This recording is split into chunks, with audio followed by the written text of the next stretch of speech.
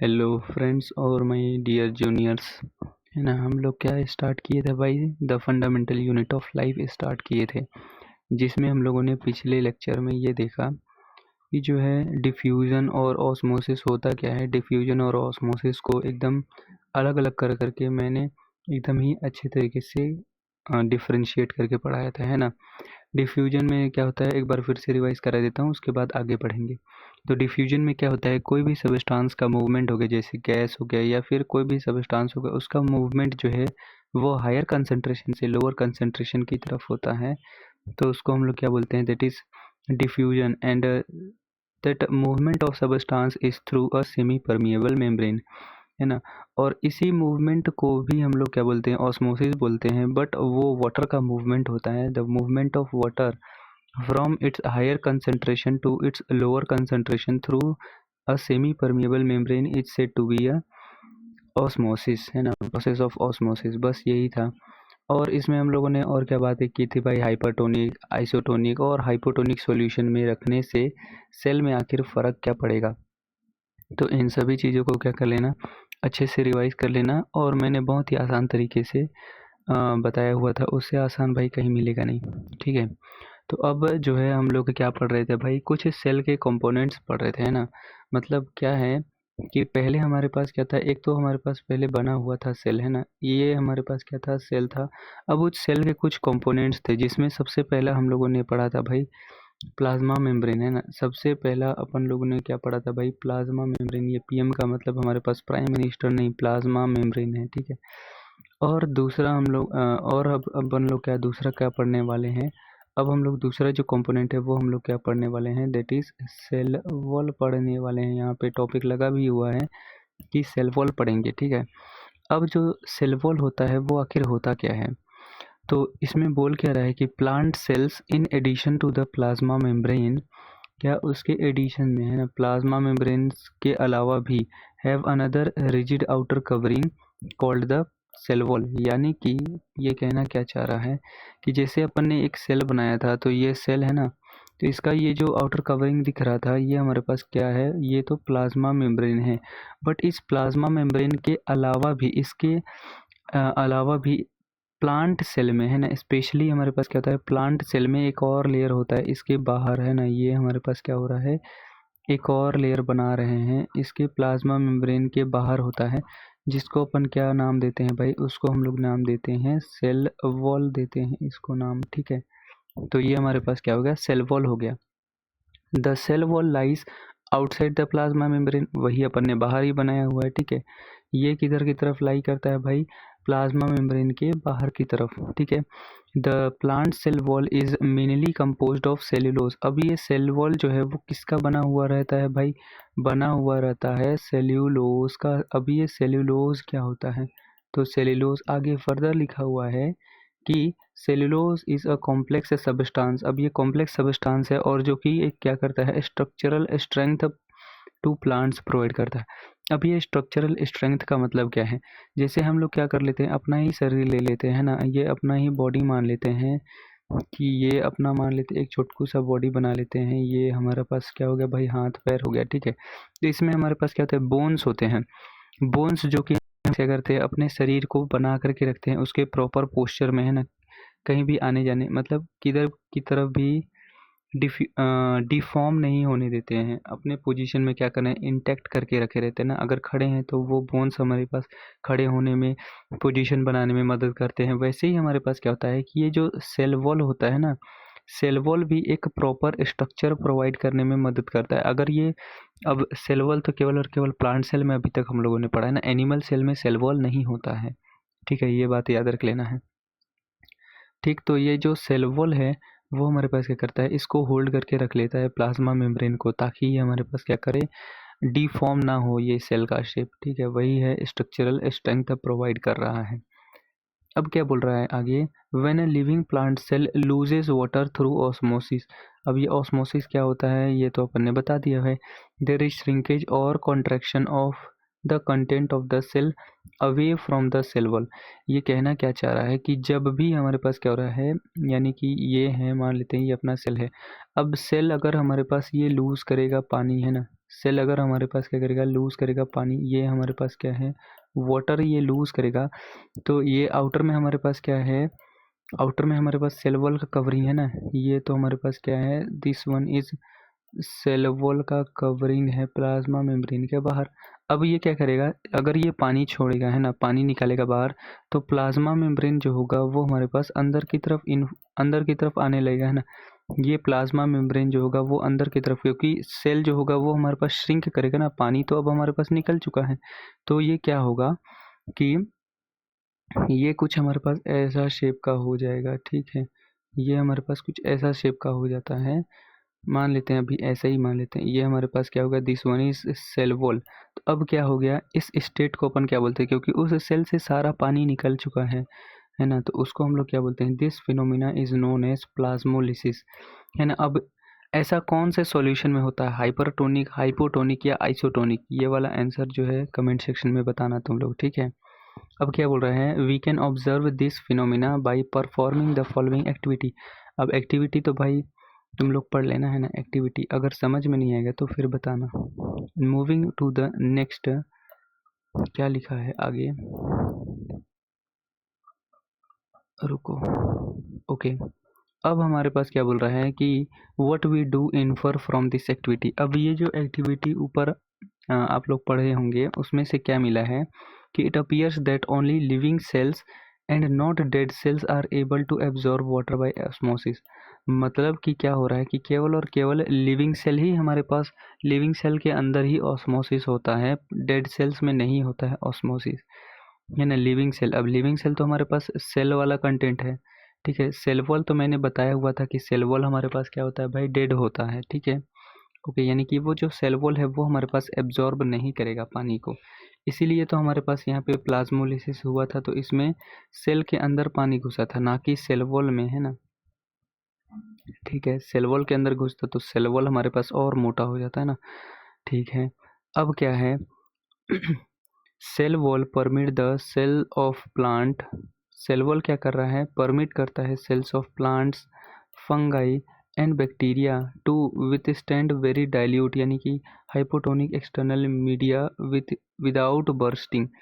अब ये कहना क्या चाह रहा है कि ये तो यहाँ से पता चल गया कि सेल वॉल हमारे पास होता किसमें किसमें है ना। Cell wall present in, cell wall हमारे पास कौन कौन से ऑर्गेनिज्म में प्रेजेंट रहता है। पहला तो हमारे पास हो गया, ये हमारे पास मिलेगा प्लांट्स में, ठीक है। दूसरा हमारे पास मिलेगा फंगाई, जिसको हम लोग कॉमनली जानते हैं भाई मशरूम से, है ना, ये मिलेगा फंगाई में। और एक मिलेगा हमारे पास ये बैक्टीरिया में मिलेगा, है ना, ये हमारे पास किस में देखने को मिलेगा, बैक्टीरिया में देखने को मिलेगा। तो ये इन सबको क्या करके रखता है भाई, विथ स्टैंड यानी कि खड़े रहने की क्षमता देता है। कैसे, विथ स्टैंड वेरी डाइल्यूट यानी हाइपोटोनिक। अब डाइल्यूट का मतलब या फिर हाइपोटोनिक सॉल्यूशन का मैंने बताया हुआ था कि हाइपोटोनिक का मतलब होता क्या है ना, इधर पे समझाते हैं फिर से। हाइपोटोनिक का मतलब हमारे पास क्या था, अब ये हाइपो और हाइपर जो है वो हमारे पास हम लोगों ने किसके रिस्पेक्ट में देखा हुआ था भाई, सोल्यूट के रिस्पेक्ट में। जैसे सोल्यूट हम लोगों ने किसको लिया था, या तो सॉल्ट या फिर शुगर। हाइपो का मतलब क्या होता है, कम होता है ना, मतलब कि उस जो सॉल्यूशन होगा उसमें हमारे पास क्या होएगा, शुगर का मात्रा जो होगा, शुगर की क्वांटिटी कम होगी और वाटर की क्वांटिटी जो होगी वो हमारे पास क्या होगी, ज़्यादा होगी। अब ऐसे वाले सॉल्यूशन में, ऐसे वाले बीकर में, है ना, ऐसे वाले बीकर में जब हम लोग सेल को रखेंगे, है ना, ऐसे वाले बीकर में जब हम लोग सेल को रखेंगे जिसमें क्या है, शुगर जो है वो कम है और वाटर ज़्यादा है, यानी कि सेल के अंदर हमारे पास क्या हो जाएगा कि वाटर जो होगा वो हमारे पास कम होएगा, तो यहाँ पे क्या होगा कि ऑस्मोसिस के थ्रू जो होगा वो पानी अंदर आने लगेगा, है ना। नेट डिफ्यूजन जो होगा पानी का वो बाहर से अंदर की तरफ होगा, सॉल्यूशन से सेल के अंदर होगा। अब ऐसे में हमारे पास क्या होगा कि सेल जो होगा वो बड़ा होने लगेगा, है ना, ऐसे बड़ा होने लगेगा। अब ये बड़ा होते रहेगा, है ना, ये अगर हमारे पास बड़ा होते रहेगा तो हमारे पास क्या होगा कि सेल वॉल तो हमारे पास टूट जाएगा, क्योंकि बड़ा होगा तो भाई सेल वॉल तो टूट ना जाता। लेकिन ऐसा हमारे पास क्या होता है, नहीं होता है। ये हमारे पास बड़ा होगा तो ये इधर की तरफ जाएगा ना, तो ये हमारे पास क्या होगा, सेल वॉल टूट जाता है। लेकिन ये हमारे पास क्या होता है, ऐसा नहीं होता है। आखिर ये टूटता क्यों नहीं है? तो अपन ने पहले ही देखा कि सेल वॉल जो है वो हमारे पास स्ट्रक्चरल सपोर्ट प्रोवाइड करता है, ठीक है। तो इसकी वजह से हमारे पास क्या होता है कि जब ये सेल जो है वो स्वेल अप होने लगता है, जैसे जैसे ये हमारे पास पानी इसके अंदर एंटर करता है और ये जो है वो एक्सपैंड करने लगता है, मतलब कि स्वेलिंग होने लगता है सेल के अंदर, तो उस टाइम हमारे पास क्या करता है, उस टाइम हमारे पास ये जो सेल वॉल होता है ना, सेल वॉल जो है, उस टाइम सेल वॉल जो है जितना प्रेशर जो है, जितना प्रेशर ये प्लाज्मा मेम्ब्रेन सेल वॉल पर लगाता है, उतना ही प्रेशर जो है वो सेल वॉल जो है वो भी प्लाज्मा मेम्ब्रेन पर लगाता है। इससे क्या हो जाता है, दोनों प्रेशर जो होता है वो कैंसिल हो जाता है और सेल अपने आप के स्ट्रक्चर को मेंटेन करके रखे रहता है। ओके, तो यहाँ पे हम लोगों ने क्या देखा, इस लाइन का मतलब कि ये क्या करता है, सेल वॉल जो है वो परमिट करता है कौन से, प्लांट सेल, फंगाई सेल और बैक्टीरियल सेल्स को विथ स्टैंड करने में, यानी कि इधर पे बर्स्टिंग से बचाता है भाई, ताकि ये सेल जो है वो फूट ना जाए, उससे हमारे पास क्या करता है, बचाता है। इन सच मीडिया द सेल्स, अब इसको मैंने एक्सप्लेन किया, वही लिखा हुआ है कि ऐसे मीडियम में जहाँ पे क्या होगा, हाइपोटोनिक सॉल्यूशन में, यानी कि शुगर जो होगा वो कम होएगा। अब ज़रूरी नहीं है कि हमेशा शुगर ही हो, कुछ भी हो सकता है। हाइपोटोनिक मतलब वहाँ पे सॉल्यूट का कंसंट्रेशन कम होएगा, ठीक है। इसमें हमारे पास क्या होता है कि सेल जो है वो tend to take up water by osmosis. अब ऐसे सॉल्यूशन में क्या होता है कि सेल जो है वो पानी मीडियम से अपने अंदर एब्जॉर्ब करता है ऑस्मोसिस के थ्रू, जिसके कारण क्या होएगा, सेल जो होगा वो स्वेल हो जाएगा, building up pressure against the cell wall. और ऐसे में हमारे पास क्या होता है कि सेल वॉल के अगेंस्ट एक प्रेशर बिल्डअप होता है ना, यहाँ पे वही मैंने बताया था। अब ये क्या कर रहा है कि the wall exerts an equal pressure against the swollen cell. अब क्या हो रहा है कि ये जो सेल वॉल है वो इक्वल अमाउंट में प्रेशर एक्सर्ट कर रहा है, because of their walls such cells can withstand greater changes in the surrounding medium than animal cells। अब ऐसे क्या हो रहा है कि अगर यहाँ पे एनिमल सेल होता ना, तो एनिमल सेल में तो हमारे पास सेल वॉल होता ही नहीं है, तो ये सेल वॉल क्या होएगा कि ये सेल वॉल जो होगा एनिमल सेल में तो हमारे पास सेल वॉल होता ही नहीं है, तो एनिमल सेल जो होगा अगर हम लोगों ने हाइपोटोनिक सॉल्यूशन में रखा तो वो क्या हो जाएगा, स्वेल हो जाएगा, ठीक है। जबकि प्लांट सेल, फंगल सेल और बैक्टीरियल सेल नहीं होगा। तो इसका मतलब क्या है कि यदि एक प्लांट सेल को हम लोग हाइपोटोनिक सॉल्यूशन में रखें तो वो जो होगा वो अपने शेप को मेंटेन करके रखेगा, जबकि एक एनिमल सेल जो होगा वो थोड़ा फूल जाएगा, है ना। तो ग्रेटर चेंज को क्या करता है भाई, अपोज करता है, वही है विथ स्टैंड करना, ठीक है। तो यहाँ पे सेल वॉल के बारे में इतना ही दिया हुआ है, ठीक। नेक्स्ट हमारे पास क्या है, नेक्स्ट जो कंपोनेंट है सेल का वो है हमारे पास न्यूक्लियस। अब ये न्यूक्लियस में ये वाला जो पैराग्राफ है ना भाई, ये वाला पैराग्राफ जो है वो अपने से पढ़ लेना, ये वाले पैराग्राफ में उतना है नहीं, वैसे मैं पढ़ देता हूँ, इसका मतलब समझाते चलता हूँ, कोई ना। Remember the temporary mount on onion peel we prepared. अब इसमें क्या बोल रहा है, जो एक्टिविटी सारे दिए गए थे ना, उसमें से एक अनियन पील वाला था, उसको अपन को याद है, we had put iodine solution on the peel. यानी कि जो भी हम लोगों ने अनियन का छिलका लिया हुआ था ना, उसको जब हम लोग ऑब्जर्व कर रहे थे माइक्रोस्कोप के अंदर, तो उसमें हम लोगों ने आयोडीन सॉल्यूशन लगाया था। तो आखिर वो क्यों लगाया था, what would we see if we tried observing the peel without putting the iodine solution.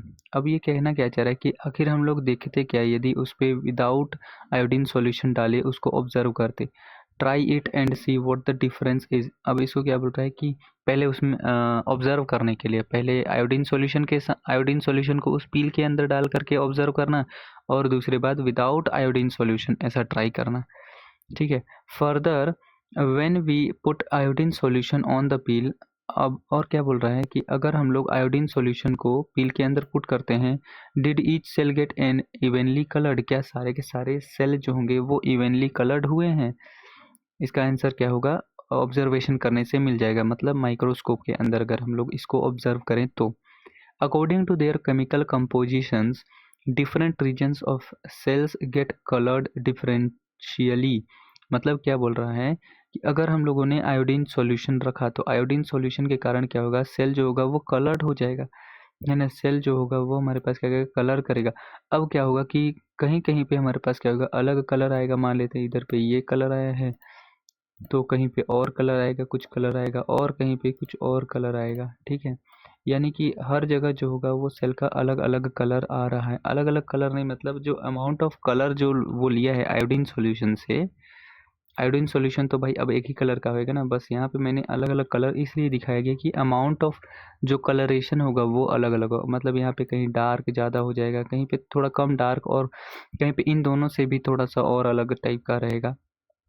ठीक है, यानी कि डिफरेंट डिफरेंट रीजन में जो होगा वो कलर्ड होंगे differentially. Some region appears darker than other region, वही मैं बोला कि कुछ जो है वो ज़्यादा डार्क दिखेंगे और कुछ थोड़े हल्के डार्क दिखेंगे। Apart from iodine solution we could also use safranin solution. अब इस बात को याद रख लेना है कि अगर हमारे पास आयोडीन सॉल्यूशन ना हो तो हम लोग सेल को ऑब्जर्व करने के लिए कौन सा सॉल्यूशन इस्तेमाल कर सकते हैं। तो आयोडीन सॉल्यूशन की जगह पे हम लोग कौन सा यूज़ कर सकते हैं भाई, सेफ्रेनिन सॉल्यूशन भी यूज़ कर सकते हैं। ठीक है, और मिथाइलिन ब्लू सॉल्यूशन, यानी कि ये अपने पास तीन चीज़ों को याद रख लेना है। मिथाइलिन ब्लू मिथाइलिन ब्लू का सॉल्यूशन यूज़ कर सकते हैं। We have observed cells from an onion. अब क्या हुआ था कि अपन ने जो भी एक्टिविटी मैंने ऊपर दिया था पढ़ने के लिए, उसमें क्या हो रहा था कि अनियन सेल को ऑब्जर्व किया था। अब क्या बोल रहे हैं, now let now observe cells from our own body. अब इधर पे एनिमल सेल को ऑब्जर्व कराएगा, जो कि एक्टिविटी में दिया गया है उसको क्या कर लेना, फिर से पढ़ लेना भाई, है ना। अगर समझ नहीं आता है तो तुम्हारा भाई यहाँ पे है ना।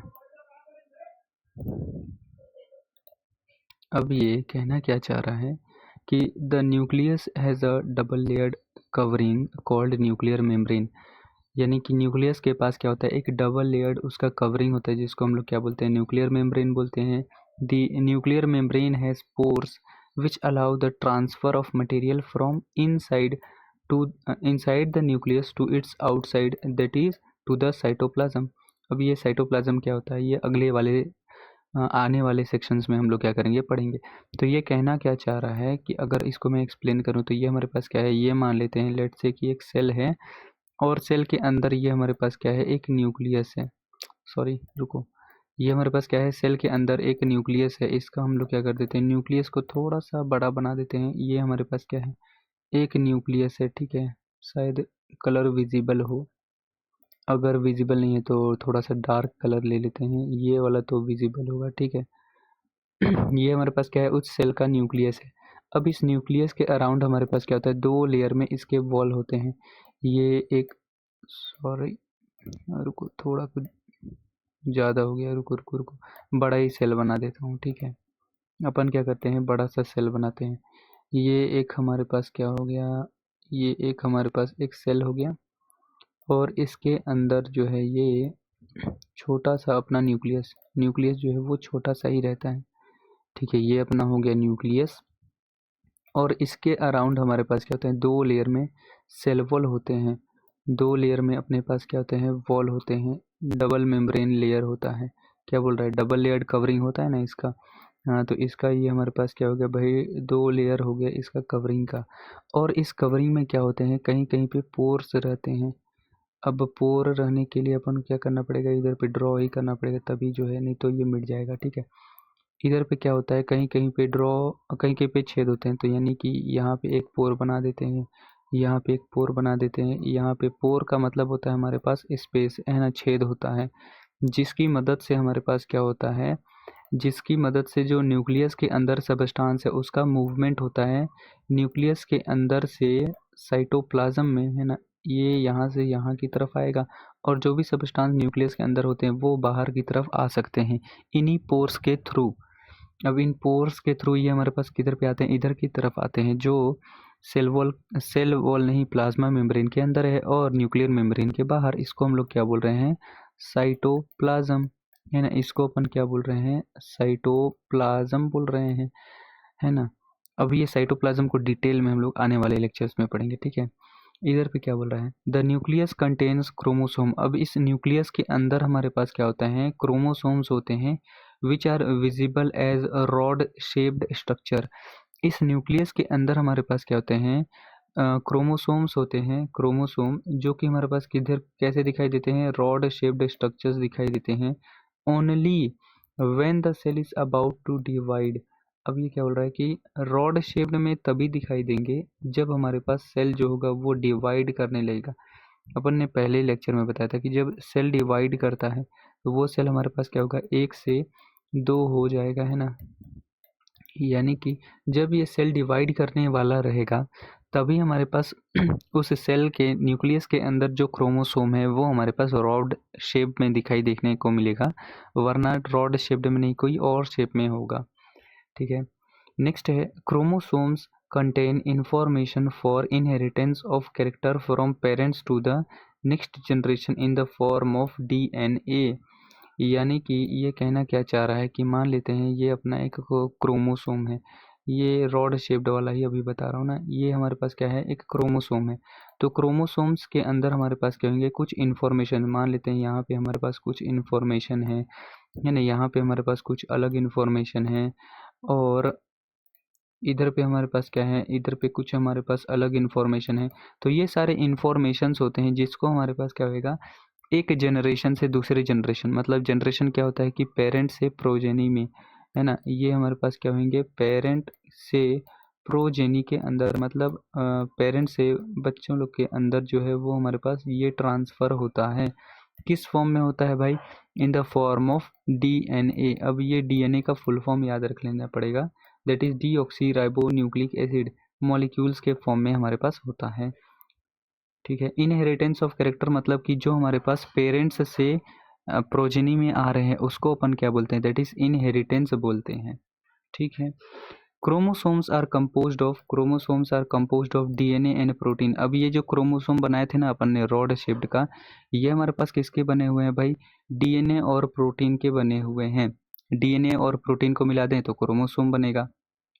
DNA molecules contains the information necessary for constructing and organizing cells। अब ये कहना क्या चाह रहा है कि एक तो हमारे पास क्या था भाई, ये क्रोमोसोम है, ठीक है, क्रोमोसोम है ना, क्रोमोसोम है। क्रोमोसोम के अंदर कुछ इन्फॉर्मेशन होता है जो कि हमारे पास इनहेरिट होता है पेरेंट्स से प्रोजेनी के अंदर। अब ये क्रोमोसोम के अंदर भी हमारे पास क्या होता है, पर्टिकुलरली दैट इज डीएनए होता है, डीएनए होता है और कुछ प्रोटीन होते हैं, है ना। तो इन डीएनए के ऊपर ही इंफॉर्मेशन होता है, डीएनए के ऊपर ही हमारे पास क्या होता है कि इंफॉर्मेशन होता है। इंफॉर्मेशन कहाँ पे होता है भाई, डीएनए के पास होता है हमारे पास इंफॉर्मेशन, डीएनए के पास ही हमारे पास क्या होता है, इंफॉर्मेशन होता है, जिसको अपन, जो कि नेसेसरी होता है for constructing and organising cells. अब क्रोमोसोम के अंदर डीएनए होता है और डीएनए के अंदर हमारे पास क्या होता है, कुछ इन्फॉर्मेशंस होते हैं, जैसे अपन ने पढ़ा ना अभी, सेल वॉल बनाने, सेल वॉल का क्या पोजीशन होगा, प्लाज्मा मेम्ब्रेन का क्या पोजीशन होगा, इनको ऑर्गेनाइज कैसे करना है, इन सब का जो इंफॉर्मेशन होगा ना वो हमारे पास किसके पास होगा, डीएनए में ही प्रेजेंट होगा। Functional segment of DNA are called as genes. यानी कि अब अपन ने क्या देखेंगे कि जो भी डीएनए का सेगमेंट होगा जो कि कुछ काम करता होगा उसी को अपन क्या बोलते हैं, जीन बोलते हैं, फंक्शनल सेगमेंट को। यानी मान लेते हैं ये तो अपन ने क्रोमोसोम बनाया था ना रॉड शेप्ड वाला, ठीक है, रुको रुको रुको रुको, इसको क्या कर देते हैं, इसको क्लियर कर देते हैं और थोड़ा सा डार्कर कलर में बना देते हैं। ठीक है, ये हो गया, ओहो, रुको, ओके, ये अपन का क्या बन गया भाई, एक क्रोमोसोम बन गया। ठीक है, क्रोमोसोम के अंदर हमारे पास क्या होते हैं, डीएनए होते हैं, डीएनए एंड प्रोटीन। तो डीएनए अपन क्या होता है, डीएनए बना देते हैं, डीएनए, डीएनए में हमारे पास क्या होता है, कुछ साइट्स होता है जिनके पास इंफॉर्मेशन होते हैं। तो इसी को मान लेते हैं, ये हमारे पास क्या है, डीएनए है, और इसके अंदर हमारे पास कुछ प्रोटीन्स लगे हुए रहते हैं। ये हमारे पास क्या हो गया भाई, कुछ प्रोटीन्स मान लेते हैं, ये हमारे पास क्या लग रहे हैं भाई, प्रोटीन्स हो गया। अब ये टोटल मिला करके हमारे पास क्रोमोसोम हो गया ना। अब इस डीएनए तो हमारे पास ये रॉड शेप्ड वाला है, इसके अंदर हमारे पास क्या होता है, इन्फॉर्मेशंस होते हैं। मान लेते हैं कि ये वाला एरिया जो होगा इसके पास कुछ अलग इन्फॉर्मेशन होगा, है ना, और कुछ अलग इन्फॉर्मेशन होगा इस वाले रीजन के पास, है ना, इस वाले रीजन के पास कुछ अलग इन्फॉर्मेशन होगा, और इधर वाले रीजन के पास कुछ अलग इन्फॉर्मेशन होगा, है ना। तो ये जो फंक्शनल वाले पार्ट है ना, इस डीएनए के फंक्शनल वाले पार्ट को अपन क्या बोल रहे हैं भाई, जीन बोल रहे हैं। ये हमारे पास क्या है, एक जीन है ना, ये एक हमारे पास क्या है, जीन है। ये भी हमारे पास क्या है, ये भी एक हमारे पास क्या है, this one is also a gene and this one is also a gene. यानी कि जो भी क्रोमोसोम का या फिर डीएनए का जो फंक्शनल पार्ट होता है उसको अपन क्या बोलते हैं भाई, जीन बोलते हैं। ठीक है, वही है, है ना। इन अ सेल वही वाला है कि DNA molecules contain information necessary for constructing and organising cells, ये तो बता दिया। फंक्शनल सेगमेंट ऑफ डीएनए को हम लोग जीन्स बोलते हैं। ये जो था ये फंक्शनल सेगमेंट था ना, ये वाला और ये सारे हमारे पास फंक्शनल, क्योंकि इनके पास इंफॉर्मेशन थे ना, तो इनको अपन ने क्या बोला, जीन बोला। नेक्स्ट क्या बोल रहा है, इन अ सेल, ऐसे cells which is not dividing, जो कि डिवाइड नहीं कर रहे हैं, this DNA is present as part of chromatin material, है ना। क्रोमेटिन मटेरियल, अब मैंने क्या बताया था कि जब हमारे पास सेल डिवाइड कर रहा होता है तो ये जो क्रोमोसोम होता है वो हमारे पास क्या होता है, रॉड शेप्ड दिखाई देता है। लेकिन जब ये हमारे पास डिवाइड नहीं करते रहता है तो वो किस फॉर्म में दिखाई देता है भाई, वो रॉड जैसा नहीं, कुछ और शेप होता है ना। अब वो शेप हमारे पास क्या है, क्रोमेटिन मटेरियल जैसा दिखाई देता है। अब ये क्रोमेटिन मटेरियल हमारे पास क्या होता है कि chromatin material is visible as entangled mass of thread-like structures. Whenever the cell is about to divide, the chromatin material get organized into chromosome. ये क्या बोल रहा है कि क्रोमेटिन हमारे पास क्या होते हैं, कुछ उलझे हुए धागों के जैसे दिखाई देते हैं। Chromatin material is visible as entangled mass of thread like structure. मतलब मान लेते हैं ये हमारे पास क्या है, कुछ अलग है और ये हमारे पास उलझे हुए हैं ना धागे, तो ऐसे ही हमारे पास क्या होता है, ऐसे दिखाई देता है भाई जब हमारे पास डिवाइड नहीं करते रहता है हमारे पास सेल। तो ये हमारे पास क्या होता है, क्रोमेटिन है। ये क्या है भाई, दिस वन इज क्रोमेटिन है। लेकिन जब हमारे पास सेल डिवाइड करने को आता है तब हमारे पास क्या हो जाते हैं, ऐसे वाले क्रोमेटिन जो होते हैं वो हमारे पास रॉड शेप्ड में कन्वर्ट हो जाते हैं, जिसको हम लोग क्या बोल रहे हैं, क्रोमोसोम बोलते हैं। इसको अपन क्या बोल दे रहे हैं भाई, क्रोमोसोम बोल दे रहे हैं। ठीक है, ये तो क्लियर हो गया। The nucleus play a central role in cellular reproduction, यानी कि न्यूक्लियस जो है वो इम्पोर्टेंट रोल प्ले कर रहा है भाई। रिप्रोडक्शन मतलब एक सेल से दूसरे सेल में बनाना, है ना, डिवाइड करना। अब एक सेलुलर वाले में, है ना, the process by which a single cell divides and form two new cells, मैंने वही बताया। रिप्रोडक्शन मतलब हमारे पास क्या हो रहा है, एक सेल से दो सेल्स बनना, या फिर एक सेल जब डिवाइड करके नए सेल्स बनाता है उसको अपन क्या बोल रहे हैं, यहाँ पे रिप्रोडक्शन बोल रहे हैं। It also play a crucial part along with the environment in determining the way the cell will develop and what form it will exhibit at maturity by directing the chemical activities of the cell। ये कहना क्या चल रहा है, ये कहना क्या चाह रहा है कि न्यूक्लियस के अंदर हमारे पास क्या होता है, क्रोमोसोम होता है और क्रोमोसोम के अंदर डीएनए और प्रोटीन होता है ना भाई। तो उस डीएनए के पास हमारे पास क्या होता है, इन्फॉर्मेशन होता है ना। वही इन्फॉर्मेशन जो होता है वो कि उसी डीएनए पर तो इन्फॉर्मेशन है कि आखिर हमारे पास होगा क्या, उस नया जो सेल बना है उसका क्या होगा, कैसे सेल्स जो होंगे वो सेल ऑर्गेनेल ऑर्गेनाइज्ड होंगे, है ना। सारा कुछ उसी में स्टोर्ड है उसका इन्फॉर्मेशन। तो वही बोल रहा है कि न्यूक्लियस ही हमारे पास डिसाइड करता है कि what form it will exhibit eight maturity, यानी कि जब वो सेल मेच्योर होगा तो वो किस फॉर्म में होगा, by directing the chemical activities of the cell. उस सेल के अंदर कुछ केमिकल एक्टिविटीज़ होंगे उसको डायरेक्ट करता है कौन, न्यूक्लियस ही डायरेक्ट करता है। अल्टीमेटली न्यूक्लियस के अंदर हमारे पास क्रोमोसोम होता है और क्रोमोसोम के अंदर डीएनए, और डीएनए के अंदर भी हमारे पास क्या होता है भाई, जीन्स होते हैं जो कि फंक्शनल रीजन होते हैं, वो अल्टीमेटली ये काम करते हैं। ठीक है, नेक्स्ट क्या है, in some organisms like bacteria the nuclear region of the cell may be poorly defined due to the absence of a nuclear membrane. अब क्या करते हैं कि ये वाले चीज़ों को जो है अब वो अपन आगे वाले लेक्चर में देख लेते हैं ना। यहाँ से अपन क्या करते हैं, इस वाले लेक्चर को यहीं तक रखते हैं और क्या होगा आगे देखेंगे, है ना। तो तब तक के लिए भाई इतना रिवाइज कर लेना। न्यूक्लियस आधा हुआ है, इसको अपन क्या करेंगे, पूरा कंप्लीट करेंगे नेक्स्ट वाले लेक्चर में।